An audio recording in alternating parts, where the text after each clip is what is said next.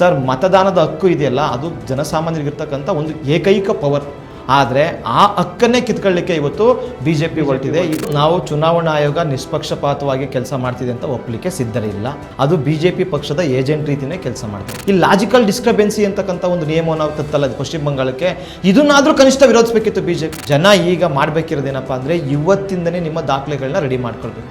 1 ಅಥವಾ 2 ದಾಖಲೆ ನಮ್ಮ ಹತ್ರ ಇರಬೇಕು. ನಿಮ್ಮದು ಹೆಸರು ಸರಿ ಇರಲಿ ಬಿಡಲಿ, ನೀವು ದಾಖಲೆಗಳು ಇಟ್ಕೊಳ್ತಕ್ಕಂಥದ್ದು ಅಗತ್ಯ. ಯಾಕೆಂದರೆ ಚುನಾವಣಾ ನಾಳೆಗ ಆ ದಾಖಲೆ ಆಗಲ್ಲ ಅಂತ ಯಾವ ಸಂದರ್ಭದಲ್ಲಿ ಬೇಕಾದರೂ ಹೇಳ್ಬೋದು.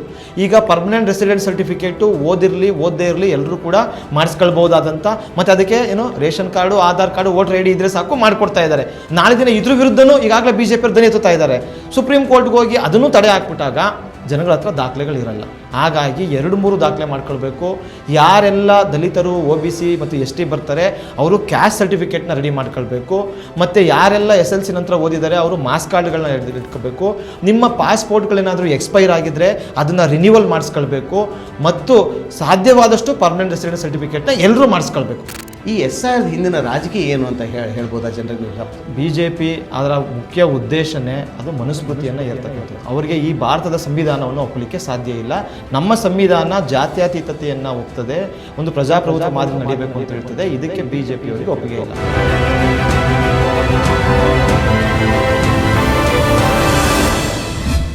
ನಮಸ್ಕಾರ, ಇದನ್ನ.comಗೆ ಸ್ವಾಗತ. ನಾನು ಸುನಿಲ್ ಸಿರ್ಸಂಗಿ.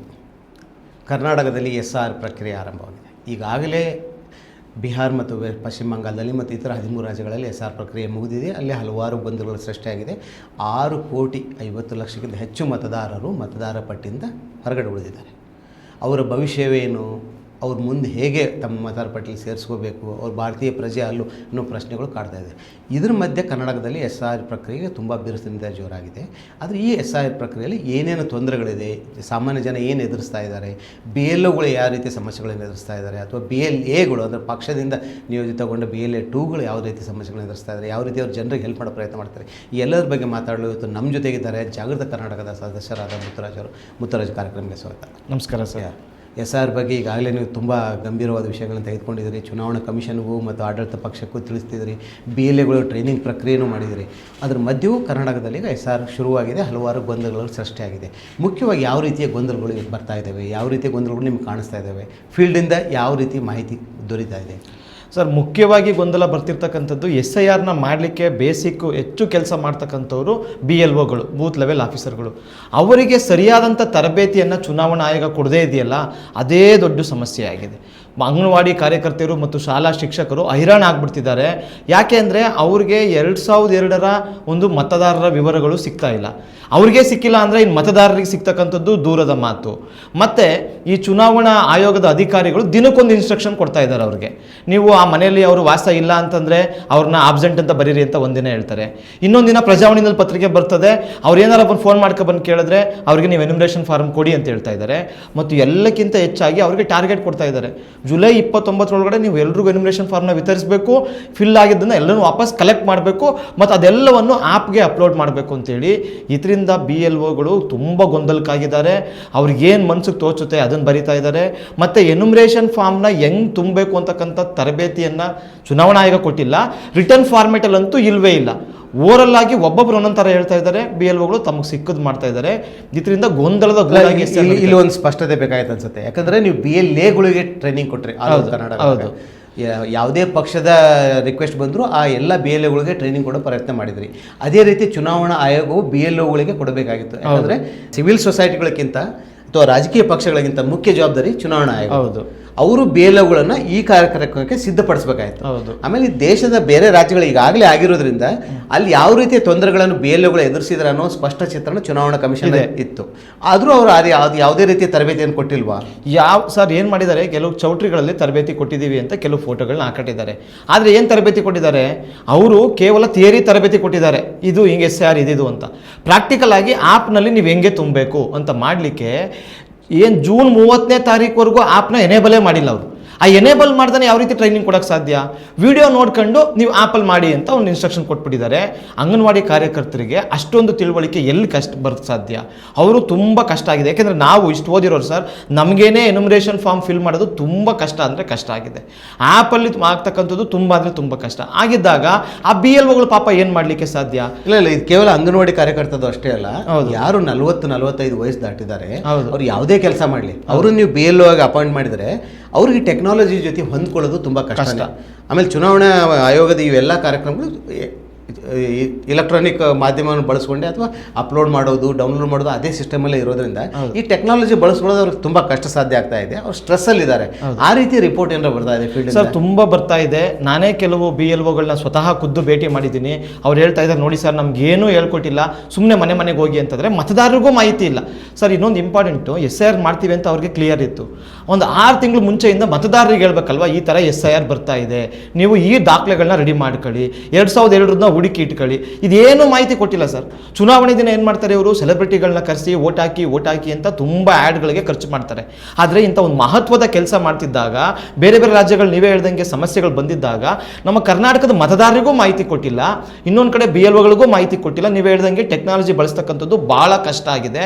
ಅಲ್ಲದೆ ಅವರು ಒಂದು ದಿನಕ್ಕೆ 30, 40, 50 ಎನ್ಯುಮರೇಷನ್ ಫಾರ್ಮ್ನ ಆನ್ಲೈನಲ್ಲಿ ಸಬ್ಮಿಟ್ ಮಾಡಿ ಅಂತಿದ್ದಾರೆ. ಇನ್ನೊಂದು ಪ್ರಾಬ್ಲಮ್ ಸರ್, ಈ ಯಾರು BLOಗಳಿದ್ದಾರೆ ಅವರು ಬೇರೆ ಕೆಲಸನೂ ಮಾಡಬೇಕು, ಸರ್ಕಾರಿ ಕೆಲಸ, ಶಾಲೆಯಲ್ಲಿ ಪಾಠ ಮಾಡಬೇಕು, ಅಂಗನವಾಡಿಲಿ ಮಕ್ಳಿಗೆ ಹೇಳ್ಕೊಡ್ಬೇಕು, ಬೆಳಿಗ್ಗೆ ಸಂಜೆ ಈ ಕೆಲಸ ಮಾಡಬೇಕು, ಮತ್ತೆ ಒಂದೇ ತಿಂಗಳಲ್ಲಿ ಎನ್ಯುಮರೇಷನ್ ಫಾರ್ಮ್ನ ಪೀರಿಯಡ್ ಮುಗಿಸ್ಬೇಕು ಅಂತ. ಯಾಕೆ ಇಷ್ಟು ಆ ಥರ? ಯಾಕೆ ನೀವು ಅಷ್ಟು ಅವ್ರ ಮೇಲೆ ಒತ್ತಡವನ್ನು ಹಾಕ್ತಾ ಇದ್ದೀರಿ? ಇದನ್ನ 2 ತಿಂಗಳು 3 ತಿಂಗಳು ಎಕ್ಸ್ಟೆಂಡ್ ಮಾಡಿಬಿಟ್ರೆ ಏನು ಸಮಸ್ಯೆ ಆಗ್ತದೆ? ಕರ್ನಾಟಕದಲ್ಲಿ ಸದ್ಯಕ್ಕೆ ವಿಧಾನಸಭಾ ಚುನಾವಣೆ ಇಲ್ಲ, ಇನ್ನೂ 2 ವರ್ಷ ಇದೆ. ನೀಟಾಗಿ ನಿಧಾನವಾಗಿ ಅವರಿಗೆ ಮತ್ತೆ ಟ್ರೈನಿಂಗ್ ಕೊಟ್ಟು ಯಾರಿಗೂ ತೊಂದರೆ ಆಗದಂಗೆ ಮಾಡ್ಬೋದಲ್ವಾ? ಆದರೆ ಚುನಾವಣಾ ಆಯೋಗ ಇದೆಲ್ಲವೂ ಬೇಕು ಅಂತಲೇ ಮಾಡ್ತಾ ಇದೆ. ಅವರ ಉದ್ದೇಶ ಸ್ಪಷ್ಟವಾಗಿದೆ, ಅತಿ ಹೆಚ್ಚು ಜನರು ಮತದಾರರ ಪಟ್ಟಿಯಿಂದ ಹೊರಗುಳಿಬೇಕು, ಮುಖ್ಯವಾಗಿ ಬಡವರು, ಹಿಂದುಳಿದವರು, ಮಹಿಳೆಯರು ಇವರೆಲ್ಲರೂ ಓಟ್ ಕಳ್ಕೊಳ್ಬೇಕು ಅಂತ ಚುನಾವಣಾ ಆಯೋಗ ಪ್ರೀ ಪ್ಲಾನ್ಡ್ ಆಗಿ ಉದ್ದೇಶಪೂರ್ವಕವಾಗಿ ಈ ಗೊಂದಲ ಸೃಷ್ಟಿಸಿದೆ ಅಂತ ನಾನು ಆರೋಪ ಮಾಡ್ತೀವಿ. ಇದಕ್ಕೆ ಚುನಾವಣಾ ಆಯೋಗ ಬಂದರೆ ನಾವು ಚರ್ಚೆ ಮಾಡಲಿಕ್ಕೆ ನಮ್ಮ ಹತ್ರ ದಾಖಲೆಗಳಿವೆ ಸರ್. ಅಂದರೆ ನೇರವಾದ ಆರೋಪವನ್ನು ಚುನಾವಣಾ ಆಯೋಗದ ಮೇಲೆ ಮಾಡ್ತಾ ಇದ್ದಾರೆ. ಹೌದು, ಇವರು ಮತದಾರರ ಪಟ್ಟಿ ಪರಿಷ್ಕರಣೆ ಮಾಡುವ ಕೆಲಸವನ್ನು ಇವರು ಮಾಡ್ತಾ ಇಲ್ಲ. ಆ ಹೆಸರಿನಲ್ಲಿ, ಆ ನೆಪದಲ್ಲಿ ಮತದಾರರನ್ನು ಮತದಾರ ಪಟ್ಟಿಯಿಂದ, ದೇಶದ ಪ್ರಜೆಗಳು ಮತದಾರ ಪಟ್ಟಿಯಿಂದ ಹೊರಗಿಡುವ ಕಾರ್ಯವನ್ನು ಇವ್ರು ಮಾಡ್ತಾ ಇದ್ದಾರೆ. ಯಾಕೆ ಈ ಕನ್ಕ್ಲೂಷನ್ಗೆ ಯಾಕೆ ಬರ್ತಾ ಇದ್ದೀರಾ ನೀವು? ಯಾಕಂದರೆ ಚುನಾವಣಾ ಆಯೋಗ ಒಂದು ಸಂವಿಧಾನಿಕ ಸಂಸ್ಥೆ, ಅದು ಯಾವುದೇ ರಾಜಕೀಯ ಪಕ್ಷ ಸೇರ್ಕೊಂಡಿದ್ದೀವಿ ಇಲ್ಲೋ ಅಥವಾ ಯಾರಾದರೂ ಅವ್ರ ಬೆಂಬಲಕ್ಕೆ ಕಾರ್ಯ ಮಾಡ್ತೀವಿ ಅನ್ನೋದು ಅದು ಬೇರೆ ಮಾತು. ಆದರೆ ಅದು ಒಂದು ನಿಷ್ಪಕ್ಷಪಾತವಾಗಿ ಕೆಲಸ ಮಾಡಬೇಕಾದ್ರೆ ಅದು ಕರ್ತವ್ಯ ಇದೆ. ಈ ಮೊದಲು ನಾವು ತುಂಬ ಸಲ ನೋಡಿದ್ದೀವಿ, ಅಂತ ಚುನಾವಣಾ ಆಯೋಗದ ಕಮಿಷನರ್ಗಳು ಬಂದು ಹೋಗಿದ್ದಾರೆ. ಈಗ ಈ ರೀತಿ ಕನ್ಕ್ಲೂಷನ್ ನೀವು ಬರ್ಲಿಕ್ಕೆ ಏನು ಕಾರಣ ಅಂತ ಸರ್? ಒಂದು, ನಾವು ಚುನಾವಣಾ ಆಯೋಗ ನಿಷ್ಪಕ್ಷಪಾತವಾಗಿ ಕೆಲಸ ಮಾಡ್ತಿದೆ ಅಂತ ಒಪ್ಪಲಿಕ್ಕೆ ಸಿದ್ಧರಿಲ್ಲ. ಅದು BJP ಪಕ್ಷದ ಏಜೆಂಟ್ ರೀತಿಯೇ ಕೆಲಸ ಮಾಡ್ತಾ ಇದೆ. ಯಾವ ರೀತಿ ಇವತ್ತು ED ಇರ್ಬೋದು, IT ಇರ್ಬೋದು, CBI ಇರ್ಬೋದು, ಹೆಂಗೆ ಒಂದು ಕೇಂದ್ರ ಸರ್ಕಾರದ ಕೈಗೊಂಬೆ ಆಗಿದೆಯೋ ಅದೇ ರೀತಿ ಚುನಾವಣಾ ಆಯೋಗ ಕೂಡ ಆಗಿದೆ. ಇದಕ್ಕೆ ನಮ್ಮ ಹತ್ರ ದಾಖಲೆ ಇರ್ತಕ್ಕಂಥದ್ದು ಸರ್, ಚುನಾವಣಾ ಆಯೋಗನ ನೇಮಕ ಮಾಡೋದ್ರಲ್ಲಿ ಆ ಪ್ಯಾನಲ್ನಲ್ಲಿ ಸುಪ್ರೀಂ ಕೋರ್ಟ್ ಮುಖ್ಯ ನ್ಯಾಯಮೂರ್ತಿಗಳನ್ನ ಇವರು ಯಾಕೆ ತೆಗೆದ್ರು? ಆಡಳಿತ ಪಕ್ಷದಿಂದ 2, ವಿರೋಧ ಪಕ್ಷದಿಂದ 1 ಅಂತ ಯಾಕೆ ತೀರ್ಮಾನ ಮಾಡ್ಕೊಂಡ್ರು? ಎರಡನೇದು, ಸುಪ್ರೀಂ ಕೋರ್ಟ್ ಅಷ್ಟೆಲ್ಲ ಹೇಳ್ದಾಗ್ಯೂ ಕೂಡ ಏನು ಮುಖ್ಯ ಚುನಾವಣಾ ಆಯುಕ್ತರಿದ್ದಾರೆ ಭಾರತದವರು, ಅವರು ಏನೇ ತಪ್ಪು ಮಾಡಿದ್ರು ಕೂಡ ಅವ್ರ ಮೇಲೆ ಯಾವುದೇ ಕ್ರಿಮಿನಲ್ ಕೇಸ್ ಹಾಕಬಾರ್ದು, ಅವ್ರಿಗೆ ಯಾವುದೇ ತೊಂದರೆ ಕೊಡಬಾರ್ದು, ಅವ್ರನ್ನ ಅರೆಸ್ಟ್ ಮಾಡಬಾರ್ದು ಅಂತ ಇಮ್ಯುನಿಟಿ ಪವರ್ನ ಕೊಟ್ಟಿದ್ದು ಯಾಕೆ ಅಂದರೆ, ಜ್ಞಾನೇಶ್ ಕುಮಾರ್ ಅವ್ರನ್ನ ಇವರು ಈ SIR ಮಾಡಲಿಕ್ಕೋಸ್ಕರನೇ ಪ್ರೀ ಪ್ಲಾನ್ಡ್ ಆಗಿ ತಂದಿದ್ದಾರೆ. ಯಾರು? ನಾವು ನೇರವಾಗಿ ಹೇಳ್ತೀವಿ, ಚುನಾವಣಾ ಆಯೋಗ SIR ನಡೆಸ್ತಾ ಇಲ್ಲ, BJP ನಡೆಸ್ತಾ ಇದೆ. 2024 ಅವ್ರಿಗೆ ಬಹುಮತ ಸಿಕ್ಕಲಿಲ್ಲ, ಅವರು ಸಂವಿಧಾನ ಬದಲಾವಣೆ ಮಾಡೋಕ್ಕೂ ಆಗ್ತಾ ಇಲ್ಲ. ಹಂಗಾಗಿ ಅವರು ಡಿಲಿಮಿಟೇಷನ್ ಬಿಲ್ ಕೂಡ ಸೋತಾಗಿದೆ. ಇದೆಲ್ಲವನ್ನ ಮನಗಂಡು ಅವರು ನಮಗೆ ಬಹುಮತ ಬರಬೇಕು ಅಂತಂದ್ರೆ SIR ರೀತಿಯ ಒಂದು ಅಸಾಂವಿಧಾನಿಕ ಕ್ರಿಯೆ ನಡೀಬೇಕು ಅಂತ ಅವ್ರು ಚೆನ್ನಾಗಿ ಗೊತ್ತಿದೆ. ಅಂದ್ರೆ CAA NRC ಅನ್ನು ಇನ್ನೊಂದು ರೂಪದಲ್ಲಿ ತರೋ ಪ್ರಯತ್ನವನ್ನು ಅವರು ಚುನಾವಣಾ ಆಯೋಗದ ಮೂಲಕ ಮಾಡ್ತಾ ಇದ್ದಾರೆ. ಖಂಡಿತವಾಗಿ ಸರಿಯಾಗಿ ಹೇಳಿದ್ರಿ ಸರ್ ನೀವು. 2019-20 ಅವರು CAA ತರುಕೊಟ್ಟಾಗ ಈ ದೇಶದ ಜನ ಬೀದಿಗಿಳಿದು ಹೋರಾಟ ಮಾಡಿ ಕಾಗಜ್ ನೈ ದಿಖಾಯಂಗೆ ಅಂತ ಹೇಳಿದ್ರು. ಆದರೆ ನೋಡಿ, ಈಗ ಇನ್ನೊಂದು ರೀತಿಯಲ್ಲಿ SIR ತಂದಾಗ ನಮ್ಮ ದುರಂತ ಅಂದರೆ ಸುಪ್ರೀಂ ಕೋರ್ಟ್ ಕೂಡ ಅದನ್ನು ಎತ್ತಿ ಹಿಡಿತಿದ್ದಾಗ ಜನಕ್ಕೆ ಬೇರೆ ಮಾರ್ಗನೇ ಇಲ್ಲ. ಒಂದು SIRನಲ್ಲಿ ಭಾಗವಹಿಸಬೇಕು, ಇಲ್ಲ ಅಂದರೆ ಅವರು ಎಲ್ಲರ ಹಕ್ಕುಗಳು ಕಿತ್ಕೊಳ್ತೀವಿ ಅಂತ ಹೇಳ್ತಿದ್ದಾರೆ. BJPಯ ಬಿಹಾರದ ಮುಖ್ಯಮಂತ್ರಿ ಸಾಮ್ರಾಟ್ ಚೌಧರಿ ಹೇಳ್ತಾರೆ, ನಿಮಗೆ ಯಾವುದೇ ಸರ್ಕಾರಿ ಸೌಲಭ್ಯ ಸಿಗಲ್ಲ ಅಂತ. ನನ್ನಂತವನಿಗೆ ಸರ್ಕಾರಿ ಸೌಲಭ್ಯ ಬೇಡ, ನಾನು ಬಿಸ್ನೆಸ್ ಮಾಡಿ ಬದುಕ್ತೀನಿ ಅಂದರೆ ಎರಡನೇ ಮಾತು ಹೇಳ್ತಾರೆ, ನಿಮ್ಮ ಬ್ಯಾಂಕ್ ಅಕೌಂಟ್ ಫ್ರೀಸ್ ಮಾಡ್ತೀನಿ ಅಂತ. ಇವತ್ತು UPI ಇಲ್ಲ ಅಂತಂದರೆ, ಬ್ಯಾಂಕ್ ಅಕೌಂಟ್ ಇಲ್ಲ ಅಂದರೆ ಹೆಂಗೆ ಬಿಸ್ನೆಸ್ ಮಾಡೋಕ್ಕೆ ಸಾಧ್ಯ? ಅಲ್ಲಿ ಸುವೇಂದು ಅಧಿಕಾರಿ ಪಶ್ಚಿಮ ಬಂಗಾಳದಲ್ಲಿ ಹೇಳ್ತಾರೆ 27 ಲಕ್ಷ ಜನ ಏನು SIR ಪಟ್ಟಿಯಿಂದ ಹೊರಗಡೆ ಬಂದಿದ್ದಾರೆ, ಅವರು ಟ್ರಿಬ್ಯುನಲ್ಗಳು ಕಾಯ್ತಾ ಇದ್ದಾರೆ, ಅವ್ರಿಗೆ ಯಾರಿಗೂ ಸರ್ಕಾರಿ ಸೌಲಭ್ಯ ಕೊಡಲ್ಲ ಅಂತಿದ್ದಾರೆ. ಒಟ್ಟಾರೆಯಾಗಿ ಇದು ಭಾರತದಲ್ಲಿ 2 ರೀತಿಯ ನಾಗರಿಕರನ್ನ ಮಾಡ್ತಾ ಇದ್ದಾರೆ. ಒಂದು ಮತದಾನದ ಹಕ್ಕಿರ್ತಕ್ಕಂಥ ಭಾರತೀಯರು, ಇನ್ನೊಂದು ಮತದಾನದ ಹಕ್ಕಿಲ್ಲದೆ ಇರ್ತಕ್ಕಂಥ ಭಾರತೀಯರು. ಈ ರೀತಿಯ ಒಂದು ವಿಭಜನೆಯನ್ನ ಬಿಜೆಪಿ ಚುನಾವಣಾ ಆಯೋಗ ಸೇರ್ಕೊಂಡು ಮಾಡ್ತಾ ಇದೆ ಅಂತ ನಮ್ಮ ಗಂಭೀರ ಆರೋಪ. ನಮ್ಮ ಹತ್ರ ದಾಖಲೆಗಳು. ಅಂದ್ರೆ ಇಸ್ರೇಲ್ ಅಲ್ಲಿ ಈ ರೀತಿಯಾದ ಒಂದು ಸಿಸ್ಟಮ್ ಇದೆ. ಇವರು ಇಸ್ರೇಲ್ ಅನ್ನು ಇತ್ತೀಚೆಗೆ ತುಂಬಾ ಬೆಂಬಲ ಮಾಡ್ತಾ ಇದ್ದಾರೆ. ನಮ್ಮ ಮಿತ್ರ ರಾಷ್ಟ್ರವಾದ ಇರಾನ್ ಅನ್ನು ವಿರುದ್ಧ ಹಾಕೊಂಡು ಇಸ್ರೇಲ್ ಸಪೋರ್ಟ್ ಮಾಡ್ತಾರೆ ಅನ್ನೋದು ವಿದೇಶ ನೀತಿ ತುಂಬಾ ಹಾಳುಗೆಡ್ತಾ ಇರೋ ಒಂದು ಆರೋಪ ಇದೆ. ಅದೇ ದೃಷ್ಟಿಯಲ್ಲೂ ಇವರು ಇಸ್ರೇಲ್ ಮಾದರಿಯಲ್ಲಿ ಅಂದ್ರೆ ಯಹೂದಿಗಳು ಮಾತ್ರ ವೋಟ್ ಹಾಕ್ಬೋದು, ಉಳಿದವ್ರು ವೋಟ್ ಹಾಕುವ ಹಕ್ಕಿಲ್ಲ. ಅವ್ರು ಬದುಕಬಹುದು, ಆ ದೇಶದಲ್ಲಿ ದುಡಿಯಬಹುದು, ಆದರೆ ಅವರಿಗೆ ನಾಯಕತ್ವ ನಿರ್ಧರಿಸಿತೋ ನಾಯಕತ್ವದಲ್ಲಿ ಪಾಲ್ಗೊಳ್ಳುವ ಹಕ್ಕಿಲ್ಲ. ಅದೇ ಕಾರ್ಯವನ್ನು ಮಾಡ್ತಾರೆ. ಈಗ ಇನ್ನೊಂದು ಆರೋಪನೂ ಬರ್ತಾ ಇದ್ದವ್ರಿಗೆ, ಪಶ್ಚಿಮ ಬಂಗಾಳದಲ್ಲಿ ಯಾರು ವೋಟರ್ ಲಿಸ್ಟಲ್ಲಿ ಇಲ್ವೋ ಅವರನ್ನು ಬಾಂಗ್ಲಾಕ್ಕೆ ತಳ್ಳುವ ಪ್ರಯತ್ನವನ್ನು ಮಾಡ್ತಾ ಇದ್ದಾರೆ. ಗಡಿಯಲ್ಲಿ ತಂದು ಅವರನ್ನು ಬೀಡ್ಬಿಟ್ಟಿದ್ದಾರೆ. ಒಂದು ರೀತಿ ಜನ ಆತಂಕದಲ್ಲಿ ತಳ್ತಾ ಇದ್ದಾರೆ. ಇವರನ್ನು ಆಯ್ಕೆ ಮಾಡಿದ ಜನನೂ ಈ ಪ್ರಶ್ನೆ ತಮ್ಮನ್ನೇ ತಾವು ಪ್ರಶ್ನೆ ಮಾಡ್ಕೋ ಪರಿಸ್ಥಿತಿ ಬಂದಿದೆ ಅಂತ. ಬಟ್ ಇಲ್ಲಿ ನಮ್ಗೆ ಒಂದು ಪ್ರಶ್ನೆ ಬರುತ್ತೆ. ಯಾಕಂದರೆ ಎಷ್ಟೋ ಇತಿಹಾಸ ಏನೇ ಹೇಳಿ ನಾವು ಎಷ್ಟೋ ನಮ್ಮನ್ನು ನಾವು ಕೊಚ್ಕೊಳ್ಳಿ, ಅವಾಗ ಆದಿತ್ತು ಇವಾಗ ಇದಿತ್ತು ಅಂತ. ನಮ್ಮ ದೇಶ ಹುಟ್ಟಿದ್ದೇ 1947ರಲ್ಲಿ. 1951ಕ್ಕೆ ನಮಗೆ ನಾವು ಸಂವಿಧಾನವನ್ನು ಅರ್ಪಿಸ್ಕೊಂಡಿದ್ದೇವೆ. ಆದರೆ 1951ರ ಮೊದಲೇ 50ನೇ ಇಸ್ವಿಯಲ್ಲಿ ಪ್ರಥಮ ಮತದಾರ ಪಟ್ಟಿ ಅದು ಸುಕುಮಾರ್ ಸೇನ್ ಪ್ರಥಮ ಚುನಾವಣಾ ಆಯೋಗದ ಅವ್ರು ಏನು ಹೇಳಿದ್ರು ಅಂದ್ರೆ, ಒಬ್ಬ ವ್ಯಕ್ತಿಯನ್ನು ಹೊರಗುಳಿದಾಗ ನಾವು ನೋಡ್ಕೋಬೇಕಾದ ಜವಾಬ್ದಾರಿ ನಮಗಿದೆ. ಅದಕ್ಕಾಗಿ ನಾವು ಎಲ್ಲರನ್ನೂ ಒಳಗೊಳ್ಳುವಂಥ ಒಂದು ಮತದಾರ ಪಟ್ಟಿ ಪರೀಕ್ಷೆ ಇರ್ತೇವೆ ಅಂತ 17 ಕೋಟಿಗೂ ಹೆಚ್ಚು ಮತದಾರನವರು ಮಾಡಿದರು. ಅದು 1941ರ ಜನಸಂಖ್ಯಾ ಅನುಗುಣವಾಗಿ. ಯಾಕಂದ್ರೆ ಅವಾಗಿನ್ನೂ ಜನಸಂಖ್ಯೆ ಇದು ಸೆನ್ಸಸ್ ಆಗಿರಲಿಲ್ಲ. 1951ರ ಸೆನ್ಸಸ್ ಬಂದಾಗ ಇವ್ರು ಕಂಪೇರ್ ಮಾಡಿದರೆ ಕೇವಲ 70 ಲಕ್ಷ ಡಿಫ್ರೆನ್ಸ್ ಇತ್ತು. ಅವಾಗ ನಮ್ಮ ದೇಶದಲ್ಲಿ ಅನಕ್ಷರತೆ ಒಂದು ಮಟ್ಟ ತುಂಬ ಮೇಲ್ಮಟ್ಟದಲ್ಲಿತ್ತು. ನಾಗರಿಕರಿಗೆ ಸರ್ಕಾರಿ ಸೌಲಭ್ಯಗಳು ಇರಲಿಲ್ಲ. 41ರ ಸೆನ್ಸಸ್ ಏನಾಗಿತ್ತು, ಅದು ಬ್ರಿಟಿಷ್ ಆಡಳಿತದಲ್ಲಿ ಆಗಿತ್ತು. ಅದರದ್ದೇ ಆದ ಲೋಪದೋಷಗಳು ತುಂಬ ಇದ್ದವು. ಅಷ್ಟರ ಮಧ್ಯೆಯೂ ಸುಕುಮಾರ್ ಸೇನ್ ಮತ್ತು ಅವರ ತಂಡ ಅದ್ಭುತವಾಗಿ ಕಾರ್ಯ ಮಾಡುವ ಮೂಲಕ ಎಲ್ಲರನ್ನೂ ಒಳಗೊಳ್ಳುವ, ಈ ದೇಶದಲ್ಲಿ ಬದುಕು ಎಲ್ಲರನ್ನೂ ಒಳಗೊಳ್ಳುವ ಒಂದು ಪ್ರಕ್ರಿಯೆಯನ್ನು ಅವ್ರು ಮಾಡಿದರು. ಅಂದರೆ ಈ ದೇಶದಲ್ಲಿ ಯಾರು ಹುಟ್ಟುತ್ತಾರೆ ತಂದೆ ತಾಯಿ, ಅವರು ಈ ದೇಶದ ಸಾಮಾನ್ಯವಾಗಿ ನಾಗರಿಕರು ಅನ್ನೋ ಒಂದು ಕಲ್ಪನೆ ನಮ್ಮ ದೇಶದಲ್ಲಿದೆ. ಆದರೆ ಇವರೀಗ ನಾಗರಿಕತೆಯನ್ನು ಪ್ರಶ್ನೆನ ಮಾಡುವ ಮೂಲಕ ಒಂದು ರಾಜಕೀಯ ಶುರು ಮಾಡಿದ್ದಾರೆ. ಇದು ಈ SIR ಹಿಂದಿನ ರಾಜಕೀಯ ಏನು ಅಂತ ಹೇಳ್ಬೋದಾ ಜನರಿಗೆ ನೀವು? ಸರ್, ಮುಖ್ಯವಾಗಿ ನೀವು ಹೇಳ್ದಂಗೆ BJP ಅದರ ಮುಖ್ಯ ಉದ್ದೇಶನೇ ಅದು ಮನುಸ್ಮೃತಿಯನ್ನು ಏರ್ತಕ್ಕಂಥದ್ದು. ಅವರಿಗೆ ಈ ಭಾರತದ ಸಂವಿಧಾನವನ್ನು ಒಪ್ಪಲಿಕ್ಕೆ ಸಾಧ್ಯ ಇಲ್ಲ. ನಮ್ಮ ಸಂವಿಧಾನ ಜಾತ್ಯತೀತತೆಯನ್ನು ಒಪ್ತದೆ, ಒಂದು ಪ್ರಜಾಪ್ರಭುತ್ವ ಮಾದರಿ ನಡೀಬೇಕು ಅಂತ ಹೇಳ್ತದೆ. ಇದಕ್ಕೆ BJP ಅವರಿಗೆ ಒಪ್ಪಿಗೆ ಇಲ್ಲ. ಆ ಸಂವಿಧಾನಕ್ಕೆ ಯಾವುದಾದ್ರು ರೀತಿಯಲ್ಲಿ ತಿದ್ದುಪಡಿ ತಂದು ಅದನ್ನು ಸಾರವನ್ನು ಇಲ್ಲಾಗಿಸೋ ಕೆಲಸ ಮಾಡ್ತಕ್ಕೆ ತುಂಬ ಪ್ರಯತ್ನ ಪಡ್ತಿದ್ದಾರೆ. ಆದರೆ ಇದುವರೆಗೆ ಅವರು ಸಕ್ಸಸ್ ಆಗಿಲ್ಲ. ಎರಡನೇದು ಅವ್ರದ್ದು ಇನ್ನೊಂದಿದೆ, ಹಿಂದೂ ರಾಷ್ಟ್ರ ಸಿದ್ಧಾಂತ ಅಂತಕ್ಕಂಥದ್ದು. ಆ ಹಿಂದೂ ರಾಷ್ಟ್ರ ಸಿದ್ಧಾಂತಕ್ಕೆ ನಮ್ಮ ಸಂವಿಧಾನ ಸಂಪೂರ್ಣವಾಗಿ ವಿರುದ್ಧವಾಗಿದೆ. ಹಾಗಾಗಿ ಯಾವುದಾದ್ರೂ ರೀತಿಯಲ್ಲಿ ಅದನ್ನು ಸಾಧಿಸಲೇಬೇಕು ಅಂತ ಹೊರಟಿರುವಾಗ, ಏನು ಸಂಘಕ್ಕೆ 100 ವರ್ಷ ತುಂಬಿದೆ ಅಂತ ಅವ್ರು ಹೇಳ್ತಾ ಇದ್ದಾರಲ್ಲ, ಆ ಎಲ್ಲದರ ಒಂದು ಪರಿಣಾಮವಾಗಿ ಅವರು SIR ರೀತಿಯ ಒಂದು ಪರೀಕ್ಷೆಯನ್ನು ಮಾಡ್ತಾ ಇದ್ದಾರೆ. ಇದು ನಿಜಕ್ಕೂ ಕೂಡ ಭಾರತದ ಜನರಲ್ಲನ್ನೇ 2 ವಿಭಜನೆಯನ್ನು ಮಾಡ್ತಕ್ಕಂಥ, ನೀವೇನಾಗಲೇ ಹೇಳಿದ್ರಲ್ಲ ಇಸ್ರೇಲ್ ಮಾಡಿದ ಮಾದರಿ, ಆ ಮಾದರಿಯನ್ನು ಮಾಡ್ತಕ್ಕಂಥ ಒಂದು ದುಷ್ಟ ಕಾರ್ಯಾಚರಣೆ ಇದು. ದುರಾದೃಷ್ಟವಶಾತ್ ಚುನಾವಣಾ ಆಯೋಗ ಅದಕ್ಕೆ ಬಲಿಯಾಗಿದೆ. ಸುಪ್ರೀಂ ಕೋರ್ಟ್ಗೂ ಕೂಡ ಇದು ಅರ್ಥ ಆಗ್ತಾ ಇಲ್ಲ. ಇದರೆಲ್ಲದರ ಪರಿಣಾಮವನ್ನು ಭಾರತದ ಸಾಮಾನ್ಯ ಜನರು ಅನುಭವಿಸ್ತಾ ಇದ್ದಾರೆ. ಇವತ್ತು ಅವರು 2002 ದಾಖಲೆಗಳಿಗೋಸ್ಕರ, ಡೇಟಾಗೋಸ್ಕರ ಕಷ್ಟಪಡ್ತಾ ಇದ್ದಾರೆ. ಯಾಕೆಂದರೆ ಅವ್ರಿಗೆ ಡೇಟಾ ಸಿಗಲಿಲ್ಲ ಅಂದರೆ ಸರ್ಕಾರಿ ಸೌಲಭ್ಯ ಸಿಗಲ್ಲ. ಸರ್, ಮತದಾನದ ಹಕ್ಕು ಇದೆಯಲ್ಲ, ಅದು ಜನಸಾಮಾನ್ಯರಿಗಿರ್ತಕ್ಕಂಥ ಒಂದು ಏಕೈಕ ಪವರ್. ಅವರು 5 ವರ್ಷಕ್ಕೊಮ್ಮೆ ತನ್ನ ಪವರ್ನ ಚಲಾಯಿಸಲಿಕ್ಕೆ ಇರ್ತಕ್ಕಂಥ ಹಕ್ಕು. ಆದರೆ ಆ ಹಕ್ಕನ್ನೇ ಕಿತ್ಕೊಳ್ಳಿಕ್ಕೆ ಇವತ್ತು BJP ಹೊರಟಿದೆ. ಇದರಿಂದ ಜನಸಾಮಾನ್ಯರು ತುಂಬ ಆತಂಕದಲ್ಲಿದ್ದಾರೆ. ನಾಳೆ ದಿನ ಎಲ್ಲಪ್ಪ ನಮ್ಮ ದೇಶದಿಂದ ಓಡಿಸ್ಬಿಡ್ತಾರಂತ. ಸರ್, ಟೆಲಿಗ್ರಾಫ್ ಪತ್ರಿಕೆಯ ಮಾಜಿ ಸಂಪಾದಕರಾದಂಥ ಡಿ ರಾಜಗೋಪಾಲ್ ಅಂತಕ್ಕಂಥವರೇ ಈ ಸಮಸ್ಯೆ ಎದುರಿಸ್ತಾ ಇರಬೇಕಾದ್ರೆ ಇನ್ನು ಜನಸಾಮಾನ್ಯರಿಗೆ ಎಷ್ಟು ಕಷ್ಟ ಆಗಲ್ಲ, ನೀವೇ ಹೇಳಿ ಸರ್. ನಿಜ ಅನ್ಸುತ್ತೆ. ಬಟ್ ಇಡೀ ದೇಶದಲ್ಲಿ ಅಕಸ್ಮಾತ್ ಎಲ್ಲರಿಗೂ ಒಂದು ಸಮಾನ ಹಕ್ಕು ಅಂದರೆ ಅದು ಮತದಾನದ ಹಕ್ಕು. ಅಂಬಾನಿಗೂ ಒಂದೇ ಓಟು, ಅದಾನಿಗೂ ಒಂದೇ ಓಟು, ನನಗೂ ಒಂದೇ ಓಟು, ನಿಮಗೂ ಒಂದೇ ಓಟು, ಕೊನೆಯ ಪ್ರಜೆಗೂ ಒಂದೇ ಓಟು. ಹೌದು. ನಮ್ಮ ದೇಶದಲ್ಲಿ ಈಗಾಗಲೇ ಅವ್ರು ಹೇಳ್ಕೊಂಡ್ರಾಗ 80% ಜನಕ್ಕೆ ನಾವು ಅಕ್ಕಿಯನ್ನು ಕೊಡ್ತಾ ಇದ್ದೀವಿ, ರೇಷನನ್ನು ಕೊಡ್ತಾ ಇದ್ದೀವಿ, ಅದ್ರ ಮೂಲಕ ಬರ್ತಾ ಇರುತ್ತೆ. ಅಂದರೆ ಆ ಮಟ್ಟದ ಬಡತನ ಇರುವ, ಆ ಮಟ್ಟದ ನಿರುದ್ಯೋಗ ಸಮಸ್ಯೆಯನ್ನು ಎದುರಿಸ್ತಾ ಇರುವ ನಮ್ಮ ದೇಶದಲ್ಲಿ ಒಂದೇ ಸಲ ನೀವು ದಾಖಲೆಗಳನ್ನು ಹೊಂದಿಸಿ ಹೌದು SIR ಮಾಡ್ತೀವಿ, ಅದು ಇಷ್ಟು ಅರ್ಜೆಂಟಲ್ಲಿ ಮಾಡ್ತೀವಿ ಅನ್ನೋದರಲ್ಲಿ ಇದೆ ಅಂತ. ಬಟ್ BJPನೂ ಒಂದು ರಾಜಕೀಯ ಪಕ್ಷ, ಅವ್ರಿಗೂ ಅವ್ರದ್ದೇ ಆದ ಮತದಾರ ಇರ್ತಾರೆ. ಅವರು ಮತದಾರ ಹಕ್ಕನ್ನು ಉಳಿಸ್ಕೋಬೇಕಾದ ಜವಾಬ್ದಾರಿಯು BJP ಮೇಲೆ ಇರುತ್ತೆ. ಹೌದು. ಈಗ ಈ ಕಾಂಗ್ರೆಸ್ ತನ್ನ ಮತದಾರ ಹಕ್ಕನ್ನು ಉಳಿಸ್ಕೋಬೇಕು, ಅಥವಾ JDS ತನ್ನ ಮತದಾರ ಹಕ್ಕು, BJPಗೂ ತಂದೆ ಮತದಾರನ ಉಳಿಸ್ಕೋಬೇಕು, ಆಮೇಲೆ ಎಲ್ಲ ಪ್ರಜೆಗಳ ಮತದಾರ ಹಕ್ಕು ಉಳಿಸ್ಕೋಬೇಕಾದ ಜವಾಬ್ದಾರಿ ಒಂದು ರಾಜಕೀಯ ಪಕ್ಷವಾಗಿರುತ್ತೆ. BJP ಅದನ್ನು ನಿಭಾಯಿಸ್ತಾ ಇದೆಯಾ, ಮಾಡ್ತಾ ಇದೆಯಾ? ಸರ್ ನೀವು ನೋಡಬೇಕು, ಪಬ್ಲಿಕಲ್ಲಂತೂ ಬಿ ಜೆ ಪಿ ಇದ್ರ ಬಗ್ಗೆ ಯಾವುದೇ ಒಂದು ಹೇಳಿಕೆ ಕೊಟ್ಟಿದ್ದಾಗಲಿ ಟ್ರೈನಿಂಗ್ ಮಾಡಿದ ಫೋಟೋಸ್ ಆಗಲಿ ಏನೂ ಇಲ್ಲ ಸರ್. ಕರ್ನಾಟಕದಲ್ಲಿ ಈಗ ಆಲಿ 59,050 ಬೂತ್ಗಳಿವೆ, ಚುನಾವಣಾ ಬೂತು. ಆ ಚುನಾವಣಾ ಬೂತ್ಗೆ ಒಬ್ಬರು BLA ಬೂತ್ ಲೆವೆಲ್ ಏಜೆಂಟ್ನ ಪಕ್ಷ BLA2 ನೇಮಕ ಮಾಡಬೇಕು. ಅವರು ಸುಮಾರು 30,000 BLAಗಳನ್ನ ನೇಮಕನೇ ಮಾಡಿಲ್ಲ ಬಿ ಜೆ ಪಿಯವರು, JDS ಕೂಡ ಮಾಡಿಲ್ಲ. ಅತಿ ಹೆಚ್ಚು BLAಗಳ ನೇಮಕ ಮಾಡಿರೋದು ಕಾಂಗ್ರೆಸ್ ಪಕ್ಷ ಮಾತ್ರ, 54,000. 54,000. ಅವ್ರು ಮಾತ್ರ ಆಗಿಂದಲೂ ಒಂದು ಅವ್ರಿಗೆಲ್ರಿಗೂ ಟ್ರೈನಿಂಗ್ ಕೊಡ್ತಕ್ಕಂಥದ್ದು, ತರಬೇತಿ ಕೊಡ್ತಕ್ಕಂಥದ್ದು, SI ರಾಜಕೀಯ ಏನು, ಮತದಾರರನ್ನು ಹೆಂಗೆ ಉಳಿಸ್ಬೇಕು, ನೀವು ಮತದಾರರಿಗೆ ಯಾವ ರೀತಿ ದಾಖಲೆ ಮಾಡಿಸ್ಕೊಡ್ಬೇಕು ಅಂತ ಮಾಡ್ತಾ ಇದೆ. ಆದರೆ ಈ BJP ಪ್ರಯತ್ನ ಯಾಕೆ ಮಾಡ್ತಾ ಇಲ್ಲ ಅಂದರೆ BJP SIRನ ಬೆಂಬಲಿಸ್ತಾ ಇದೆ. BJPಯವ್ರಿಗೆ ಗೊತ್ತಿದೆ ನಮ್ಮ ವೋಟರ್ ಬೇಸ್ ಯಾವುದು, ಸುಶಿಕ್ಷಿತರು, ಚೆನ್ನಾಗಿ ಶ್ರೀಮಂತರು, ಮೇಲ್ವರ್ಗದವ್ರು ತಕ್ಕಂಥವ್ರು, ಮಧ್ಯಮ ವರ್ಗದವರು, ಇವ್ರು ಹೆಂಗಿದ್ರು ನಮ್ಗೆ ಓಟ್ ಹಾಕ್ತಾರೆ. SIR ಇಂದ ಇವ್ರಿಗೇನು ಜಾಸ್ತಿ ತೊಂದರೆ ಆಗಲ್ಲ, ಎಲ್ಲೋ 1%, 2% ಆಗುತ್ತೆ. ಆದರೆ ಕಾಂಗ್ರೆಸ್ನ ಮತ ಬೇಸ್ ಏನಿದೆ ಅದು ಸಮಾಜದ ಕೆಳಗಡೆ ಇರ್ತಕ್ಕಂಥವ್ರು, ಅದು ಬಡವರು, ದಲಿತರು, ಹಿಂದುಳಿದವರು, ಮಹಿಳೆಯರು, ಅಲ್ಪಸಂಖ್ಯಾತರು. ಈ SIRನಿಂದ ಅತಿ ಹೆಚ್ಚು ತೊಂದರೆಗೊಳಗಾಗ್ತಕ್ಕಂಥವ್ರು ಇವರೇ ಅಂತ ಈ 13 ರಾಜ್ಯಗಳು ನಡೆದಂಥ SIR ಈಗಾಗಲೇ ಪ್ರೂವ್ ಮಾಡಿಬಿಟ್ಟಿದೆ ಸರ್. ಪಶ್ಚಿಮ ಬಂಗಾಳದಲ್ಲಿ 33% ಮುಸ್ಲಿಮರ ಓಟು ಹೋಗಿದೆ, ಮತ್ತು ಹಿಂದೂಗಳ ಓಟು ಕೂಡ 57% ಅಷ್ಟು ಓಟನ್ನು ಹಿಂದೂಗಳು ಕೂಡ ಕಳ್ಕೊಂಡಿದ್ದಾರೆ. ಅದ್ರ ಬಗ್ಗೆ ಏನಾದ್ರು ಡೀಟೇಲ್ ಇದೆ ನಿಮ್ಗೆ? ಎಂತ ಹಿಂದೂಗಳು ಓಟ್ ಕಳ್ಕೊಂಡಿದ್ದಾರೆ ಅಂದ್ರೆ ಬಡವರು ಇದ್ದಾರೋ, ಮಹಿಳೆಯರು ಇದ್ದಾರೋ, ಅಲ್ಪಸಂಖ್ಯಾತರು ಇದ್ದಾರೋ, ಅಥವಾ ಹಿಂದುಳಿದವರು ಇದ್ದಾರೋ? ಸರ್, ಪಶ್ಚಿಮ ಬಂಗಾಳದಲ್ಲಿ 91 ಲಕ್ಷ ಮತದಾರರನ್ನ ಅವರು ಡಿಲೀಟ್ ಮಾಡಿದ್ರು. ಅದರಲ್ಲಿ 53 ಲಕ್ಷ ಹಿಂದೂಗಳು ಓಟ್ ಹೋಗಿದೆ, ಮಹಿಳೆಯರು ಹೆಚ್ಚು.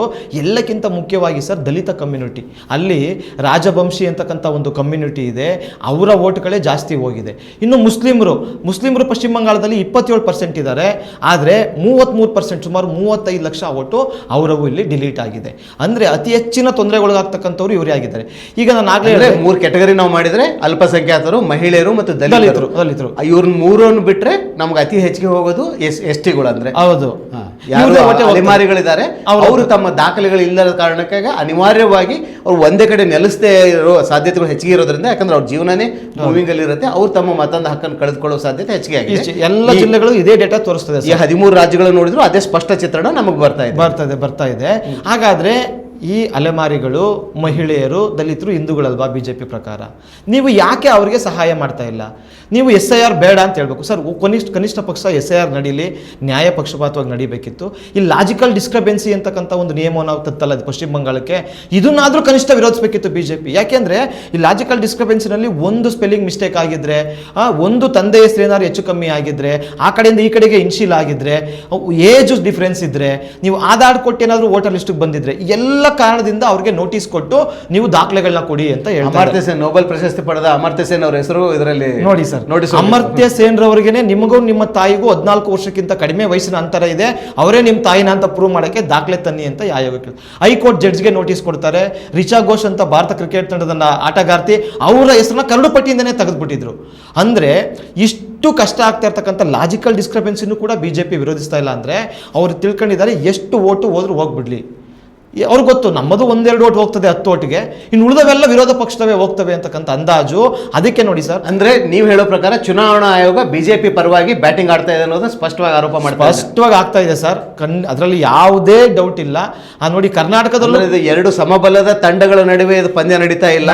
ಅಂಪೈರ್ ಒಂದು ತಂಡದ ಪರವಾಗಿದ್ದಾರೆ, ಸಂಪೂರ್ಣವಾಗಿ ನೇರವಾದ ಆರೋಪ. ನಾವು BJP ಮತ್ತು ಚುನಾವಣಾ ಆಯೋಗದವ್ರನ್ನ ಬನ್ನಿ ಬಹಿರಂಗ ಚರ್ಚೆಗೆ ಅಂತಾನೆ ಕರೆದಿದ್ವಿ ಸರ್. ಜೂನ್ 30ನೇ ತಾರೀಕು ನಮ್ಮ ವಾದ ಇದು. ನೀವು ಇನ್ನೊಂದು ಹೇಳ್ತಲ್ಲ ಸರ್, ಅವರು ಅಕ್ರಮ ನುಸುಳುಕೋರು ಬಂದ್ಬಿಟ್ಟವ್ರೆ, ಬಾಂಗ್ಲಾದೇಶದವ್ರು ಬಂದ್ಬಿಟ್ಟವ್ರೆ ಅಂತೆಲ್ಲ ವಾದ ಮಾಡ್ತಿದ್ದೀರಿ. ಬನ್ನಿ ತೋರಿಸಿ. ಈಗ 13 ರಾಜ್ಯಗಳ ಚುನಾವಣಾ ಆಯೋಗ ನೀವು SIR ಮಾಡಿದ್ದೀರಿ, ಎಷ್ಟು ಜನ ಅಕ್ರಮ ಬಾಂಗ್ಲಾದೇಶಿಯವ್ರನ್ನ ಹಿಡಿದಿದ್ದೀರಿ? ಸುಪ್ರೀಂ ಕೋರ್ಟು ಮೇ 27ನೇ ತಾರೀಕು ಹೇಳ್ತು ನಿಮಗೆ ಆ ಅಧಿಕಾರ ಇಲ್ಲ, ನೀವು ಅದನ್ನು ಗೃಹ ಇಲಾಖೆಗೆ ತಿಳಿಸ್ಬೇಕು ಅಥವಾ ನಮ್ಮ ಗಮನಕ್ಕೆ ತನ್ನಿ ಅಂತ 1 ತಿಂಗಳೊಳಗಡೆ ತನ್ನಿ ಅಂತ ಹೇಳ್ತು ಸರ್. ಇವಾಗ ನೋಡಿ, ನಾವು ಇವಾಗಲೇ ಜುಲೈ 13ನೇ ತಾರೀಕು ಹತ್ರ ಇದ್ದೀವಿ, 1.5 ತಿಂಗಳು ಮೇಲಾಗಿದೆ. ಚುನಾವಣಾ ಆಯೋಗ ಒಬ್ಬ ಅಕ್ರಮ ನುಸುಳುಕೋರರ ಪಟ್ಟಿಯನ್ನು ಸುಪ್ರೀಂ ಕೋರ್ಟ್ಗೆ ಕೊಟ್ಟಿಲ್ಲ. ಅಂದರೆ ಇವರು ಹೆಸರು ಅಕ್ರಮ ನುಸುಳುಕೋರನ್ನ ತೋರಿಸ್ತಾ ಭಾರತದ ಪ್ರಜೆಗಳ ಓಟನ್ನು ಕಿತ್ತು ಹಾಕ್ತಕ್ಕಂಥ ಕೆಲಸವನ್ನು ಚುನಾವಣಾ ಆಯೋಗ ಮಾಡ್ತಾ ಇದೆ. ಅವರು ಅಂಪೈರ್ ಆಗಿ BJP ಪರ ನಿಂತಿದ್ದಾರೆ ಅಂತ ನಮ್ಮ ಸ್ಪಷ್ಟ ಆರೋಪ. ಅವ್ರು ಇಲ್ಲ ಅಂತ ಉತ್ತರ ಕೊಡ್ತಾ ಇಲ್ವಲ್ಲ ಸರ್, ಚುನಾವಣಾ ಆಯೋಗನೂ ಉತ್ತರ ಕೊಡ್ತಾ ಇಲ್ಲ, BJPನೂ ಉತ್ತರ ಕೊಡ್ತಾ ಇಲ್ಲ.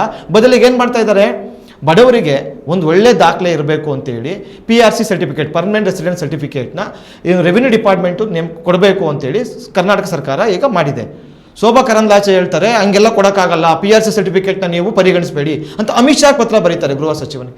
ಅಂದರೆ ಬಡವ್ರ ಹತ್ರ ಓದ್ದೇ ಇರೋರು ಅವ್ರ ಹತ್ರ ಮಾಸ್ ಕಾರ್ಡ್ ಇರಲ್ಲ, ಪಾಸ್ಪೋರ್ಟ್ ಇರಲ್ಲ, ಬರ್ತ್ ಸರ್ಟಿಫಿಕೇಟ್ ಇರಲ್ಲ, ಇನ್ನೇನು ದಾಖಲೆಗಳಿಲ್ಲ ಚುನಾವಣಾ ಆಯೋಗ ಕೇಳೋದು. ಕನಿಷ್ಠ ಅವರು ನಾವು 30 ವರ್ಷ 20 ವರ್ಷದಿಂದ ಈ ಜಾಗದಲ್ಲಿ ಬದುಕಿದ್ದೀವಿ ಅಂತ ಹೇಳ್ಕೊಳ್ಳಿಕ್ಕೆ ಒಂದು ಪರ್ಮನೆಂಟ್ ರೆಸಿಡೆಂಟ್ ಸರ್ಟಿಫಿಕೇಟ್ನ ಸರ್ಕಾರ ಕೊಡೋಕೆ ಹೋದರೆ ಅದಕ್ಕೂ ಕಲ್ಲಾಗ್ತಾರೆ ಅಂತಂದರೆ ಇವ್ರ ಉದ್ದೇಶ ಏನು? ಬಡವ್ರು ಯಾರು ವೋಟರ್ ಲಿಸ್ಟಲ್ಲಿ ಬೇಡ ಅಂತ, ಅಂದರೆ ಬಡವ್ರು ಓಟು ಬೇಡವ ಇವ್ರಿಗೆ ಅಂತ ನಾವು ಕೇಳ್ತೀವಿ. ಸರ್, ಎರಡನೇದು ಅಕ್ರಮ ನುಸುಳುಕೋರೋದು ಹೇಳ್ಬಿಡ್ತೀವಿ. ಅದನ್ನ ತಡಿಬೇಕಿದ್ದ ಕೆಲಸ ಗೃಹ ಇಲಾಖೆದಲ್ವ ಸರ್? 12 ವರ್ಷದಿಂದ ಗೃಹ ಸಚಿವರಾಗಿರ್ತಕ್ಕಂಥವ್ರು ಕತ್ತೆ ಮೇಯಿಸ್ತಾ ಇದ್ದಾರೆ. ಅವ್ರು ಅಸಮರ್ಥರ. ಹಂಗಾದ್ರೆ ನಾವು ಶೋಭಾ ಕರಂದ್ಲಾಜೆ ಕೇಳಬೇಕು, ನಿಮಗೆ ಧೈರ್ಯ ಇದ್ರೆ ಫಸ್ಟ್ ಅಮಿತ್ ಶಾ ರಾಜೀನಾಮೆ. ಕತ್ತೆನೇ ಮೇಯಿಸ್ತಾ ಇದ್ದಾರೆ ಅವರು. ಎಲ್ಲ MP ಗಳನ್ನು ಈಸಿಯಾಗಿ ಖರೀದಿ ಮಾಡ್ಬೋದು ಅಂದ್ರೆ ಕತ್ತೆಗಳೇ ಅಲ್ವಾ ಅವರೆಲ್ಲ? ಹೌದು, ಹಂಗೆ ಆಗ್ಬಿಟ್ಟಿದೆ ಸರ್ ಪರಿಸ್ಥಿತಿ. ಅವ್ರು ನೋಡಿ, ಅವರು SIR ಕೂಡ ಎಲ್ಲಿ ವಿರೋಧ ಆಗ್ತಾ ಇದೆ ಅಂತ ಗೊತ್ತಾದ ತಕ್ಷಣ ಆ MP ಗಳೆಲ್ಲ ಕಲೆಕ್ಟ್ ಮಾಡಿ ಈಗ 350 MP ಮಾಡ್ಕೊಂಡಿದ್ದಾರಂತೆ NDAದಲ್ಲಿ. ಇನ್ನು ಸ್ವಲ್ಪ ದಿನಕ್ಕೆ ಹೋದ್ರೆ 400ನ ಕ್ರಾಸ್ ಮಾಡಿ ಅವರು ಇನ್ನು ಮುಂದೆ ಚುನಾವಣೆ ನಡೀದೇ ರೀತಿಯೇ ಮಾಡಿಬಿಡ್ತಾರೆ ಅಂತಕ್ಕಂಥ ಆತಂಕ ನಮ್ಮದು ಸರ್. ಆ ರೀತಿಯ ಒಂದು ಸರ್ವಾಧಿಕಾರವನ್ನು ಖಂಡಿತ BJP ತರ್ತದೆ.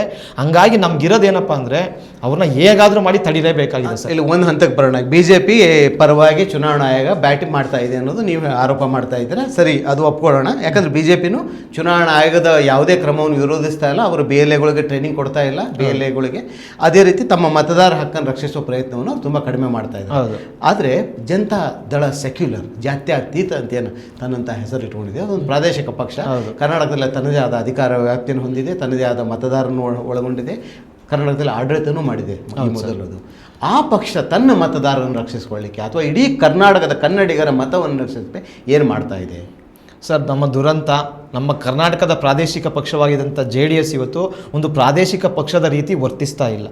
ಅದು ಕೂಡ BJPಯ ಜೊತೆ ಯಾವರೇ ಒಂದು ಮೈತ್ರಿಯನ್ನು ಮಾಡಿಕೊಂಡ್ರು ಆವಾಗ ತನ್ನ ಸ್ವಾಯತ್ತತೆಯನ್ನೇ ಕಳ್ಕೊಬಿಟ್ಟಿದೆ. ಅದು BJPಯವರು ಹೇಗೆ ಆಡಿಸ್ತಾ ಇದ್ದಾರೆ ಹಾಗೆ ಕುಣಿತಾ ಇದ್ದಾರೆ. ಅದಕ್ಕೆ ಒಂದು ಇತ್ತೀಚಿನ ಉದಾಹರಣೆ ಕುಮಾರಸ್ವಾಮಿ ಅವರು ಕೊಟ್ಟಂಥ, ಇಲ್ಲಿ ರಾಮನಗರದಲ್ಲಿ ಬಾಂಗ್ಲಾದೇಶದವ್ರು ಬಂದುಬಿಟ್ಟಿದ್ದಾರೆ, ಅವರೆಲ್ಲ ಒಂದು ಕಡೆ ಚೌಟ್ರಿಲಿ ಸೇರ್ಕೊಂಡು ಎನ್ಯುಮರೇಷನ್ ಫಾರ್ಮ್ನ ತುಂಬ್ತಾ ಇದ್ದಾರೆ, ಇದು ಅಕ್ರಮ ಅಂತ ಹೇಳಿಕೆ ಕೊಟ್ರಲ್ಲ, ಭಾಳ ಅಕ್ಷಮ್ಯ ಸರ್ ಇದು. ಯಾಕೆ ಅಂತಂದರೆ ನೋಡಿ, ಅದೇ ರಾಮನಗರ ವಿಧಾನಸಭಾ ಕ್ಷೇತ್ರಕ್ಕೆ JDS ಎಷ್ಟು ಜನ BLAಗಳನ್ನ ನೇಮಕ ಮಾಡಿದೆ ಅಂತ ನಾವು ಚುನಾವಣಾ ಆಯೋಗದ ತೆಗೆದು ನೋಡಿದ್ರೆ 0 ಸರ್.